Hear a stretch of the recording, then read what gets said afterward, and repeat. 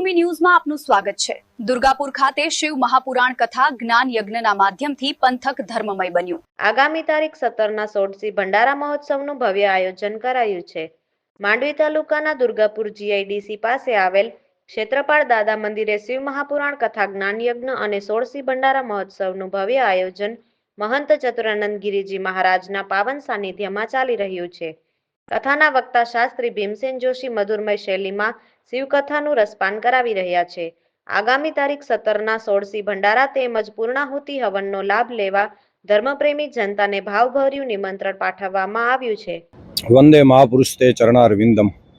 આજે અતિ આનંદ થાય એવો અવસર સમગ્ર કચ્છ માટે, આમ તો એમાંય ખાસ માંડવી તાલુકાનું દુર્ગાપુર ગામ અને પૂજ્ય મહંત શ્રી આપણા ચતુરાનંદ ગિરિજી મહારાજ, જેની એક વિશેષ ઉપમા આપણે કરપાત્રી તરીકે આપી શકીએ। હાથમાં જે ભોજન આદિ ગ્રહણ કરે, ટાટંબરી, આવી એક વિશેષ પદવી છે અને બાપુના શિષ્યો વૃંદો બધામાં ખૂબ ભાવ છે। પણ વિશેષ આયોજન એટલા માટે છે, એક તો ચતુર્ગિરી મહારાજના ગુરુ મહારાજ શ્રી રામાશંકરજી મહારાજ, સાવરાશંકર ગિરિજી, એમના ગુરુ ભાઈઓ જે છે મહંત શ્રી એકાનંદ ગિરિજી, કાશી ગિરિજી મહારાજ, મિલન ગિરિજી મહારાજ, આ બધાનો 1600 ભંડારો સાથે તારીખ 9/4 કરીને 17/4 સુધી શિવ મહાપુરાણ કથાનું આયોજન, એનો આજે 6થો દિવસ છે। અને વિશેષતા જો આપણે કહીએ ને કથામાં, કે આજે આ માનવ મહેરામણ, આમાં કથા છે ને માનવ માત્રનો ધર્મ છે અને સનાતન ધર્મનો આપણો એક અત્યારે ઉજાગર થઈ રહ્યો છે એમ કહી શકાય। આમ તો પહેલાથી જ છે, વિશેષ છે, પણ આજે આ કથામાં આમ જોઈએ ને તો સમરસતાનો એક વિશેષ દર્શન થાય છે। જાતિ ભાવ ભૂલી, જાતિ ગાતિ અને ખરેખર બધાથી પર થઈ અને કથા એ માનવ માત્રનો ધર્મ છે। અહીંયા દુર્ગાપુર ગામ આખું, કોઈ એવી જાતિ નથી, એવી કોઈ જ્ઞાતિ નથી, બધા સનાતન ધર્મના અંગો છે અને એવું માનીને અહીંયા સાથે ભોજન લે છે। આજ 9 દિવસ સુધી આ જે પારાયણ ચાલી રહ્યું છે, એમાં વિશેષ રીતે સંતો મહંતો, આટલા બધા વ્યક્તિઓ, અને બધાનો ભાવ એવો છે, બાપુનો ભાવ એવો છે, આપણા માટે તો આ એક ગૌરવની વાત કહી શકાય। અહીંથી કંઈક ભાથું મેળવીને જવાય એવી આ કથા છે। અને એમાંય ખરેખર આમ જોવા જોઈએ તો આપણે બધાને કહેતા હોય જાતિઓથી પર થાવ, આમ તો બધા ભેગા થાવ, પણ ક્યારેક એવો યોગ હોય કે બધાને ખબર પડે કે સનાતન ધર્મમાં બ્રાહ્મણ, ક્ષત્રિય, વૈશ્ય, શૂદ્ર કોઈ પણ, આ બધા વર્ણભેદ નહોતા, વર્ગભેદ હતા। આજે બધાએ 4 વર્ણ છે ને એની વ્યવસ્થાઓ છે અલગ, બાકી અંદર કાંઈ જાતિવાદ છે જ નહીં। તો આપણે બધા સનાતન ધર્મના અંગ છે। આવો આ કથામાં એક વિશેષ ઉદ્દેશ મળ્યો છે અને બાપુનો આ ભાવ છે। આપના ન્યૂઝના માધ્યમથી, કચ્છભૂમિ ન્યૂઝના માધ્યમથી, દિવ્યભૂમિ ન્યૂઝના માધ્યમથી હું કહેવા માંગીશ કે આવા નવા કાર્ય આ બધા આપણે છે ને એક અર્થમાં કહીએ ને કે સર્પ ને નોળિયાનું યુદ્ધ હોય, નોળિયાને જ્યારે સર્પના દંશથી ઝેર ચડે એટલે હરી કાઢી નોળિયા નામની ઔષધિ સૂંઘી આવે એટલે એને ઝેર ઉતરી જાય, વળી પાછું યુદ્ધ। એમ જ્યારે સંસારમાં જાતિ પાતિ આવા બધા વેર ભાવના જ્યારે ઝેર ચડે ને ત્યારે આવી કથાઓ નોળવેલના કામ કરે છે। અહીંયા આવે એટલે બધા ઝેર ઉતરી જાય। અને આવી એક કથા આપના માધ્યમથી હું કહીશ, આવા બધા સંતો, ખરેખર બધા સંતો જૂના અખાડાના, એમના જે આખી પાવની પરંપરા છે એમાં બધા સંતો, આજે કચ્છ મંડળ, જુનાગઢ મંડળ, કેટલા તો સંતો અહીંયા આવવાના છે। એક એટલા માટે વિશેષ બધાનો ભાવ છે અને એમ કહીએ કે બાપુની કૃપા, એમના ગુરુ મહારાજની કૃપા, ભીમનાથ મહાદેવની કૃપા, ગંગેશ્વરની કૃપા, જ્યોતેશ્વરની કૃપા બધા ઉપર રહે, એવા ભાવ સાથે આપણે ભગવાન ભોળાનાથને પ્રાર્થના કરીએ। અસ્તુ, વંદે માતરમ। सत्य सनातन धर्म की जय। ज्योतेश्वर महादेव की जय। भीमनाथ महादेव की जय। वाणीनाथ महादेव की जय। गौ मात की जय। भारत मात की जय। आपे जे प्रश्न कर्यो, આપણે 9/4/2026 दुर्गापुर जीआईडीसी मध्य परम पूज्य शास्त्री श्री भीमसेन एल जोशीना व्यासासने આપણા દેવાદિદેવ મહાદેવના પાવન ચરિત્રનું જે શિવપુરાણ તરીકે પ્રખ્યાત છે, એની સંગીતમય અને દિવ્ય અનુભૂતિવાળી જ્ઞાન મહોત્સવ, અને એની સાથે સાથે જે આપણું મુખ્ય મારા ગુરુભાઈ એવા કરપાત્રી ટાટંબરી શ્રી મહંત શ્રી ચતુરાનંદ ગિરિના સંકલ્પના પૃષ્ઠભૂમિ ઉપર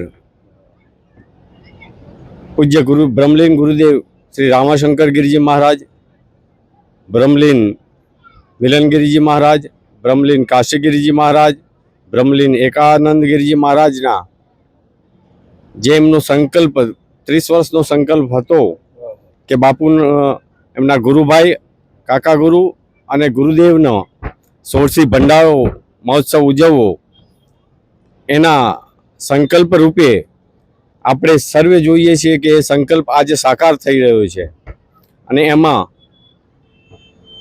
આજુબાજુના સમગ્ર ગામ દુર્ગાપર, ભારાપર, રાયણ, માંડવી તથા અન્ય સર્વે ગામોનો જે અદ્ભુત સહયોગ અને સાથ મળી રહ્યો છે.